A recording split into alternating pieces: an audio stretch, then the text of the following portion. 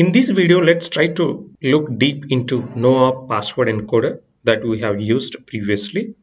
If you can recall, previously we configured a bean of type password encoder that should implement and use NoOpPasswordEncoder. So this is an indication to the Spring framework that all our passwords validations should follow the implementation provided inside NoOpPasswordEncoder. The reason that it is mentioned as deprecated is Spring Security don't want us to use this for any production or any big applications where we have a lot of sensitive data inside them. That's why it will show as a deprecated. First, let's try to look into it. What is password encoder? We have looked in theory in the previous video, but if you can see the code inside the password encoder, it is from this package, which is like a crypto package, and it is an interface which has three methods. The very first method that framework will call is matches. It will try to match with the raw password that we have received and whatever encoded password we already have. So in the process of matching, Spring Security also called encode implementation to convert this raw password into an encoded password so that it can compare the newly generated encoded password with the already stored encoded password for similarities. And you can see this method will never decode our password, what we stored inside the database. The stored password itself is never decoded, which is truly an advantage in terms of hashing algorithms.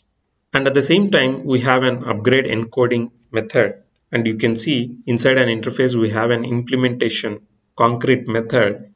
That's because from 1.8 inside interface, we can have default methods with a default implementation inside it. So by default, the implementation is to return false. And now let's try to go and look into our NoOpPasswordEncoder. So you can see the NoOpPasswordEncoder implements password encoder.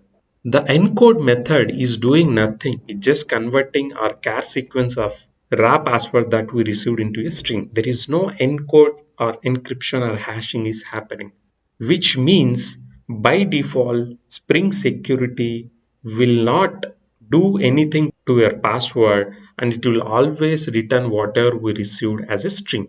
That's why this interface is not recommended for any applications where they maintain sensitive data.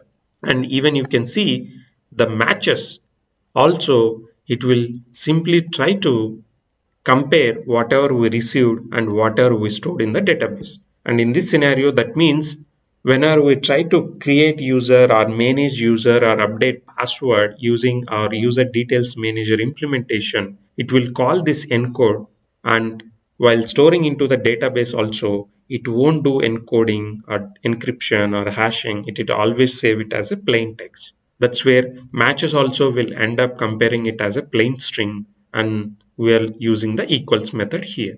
So that's a NoOpPasswordEncoder.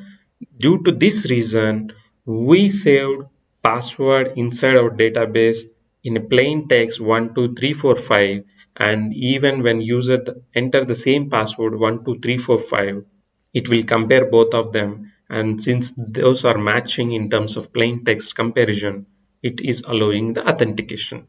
So there is no security enforcement happening here.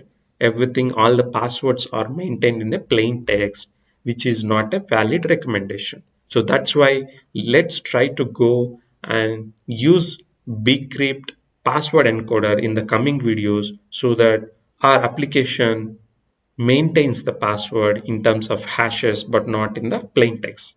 Thank you and catch you in the next video. Bye.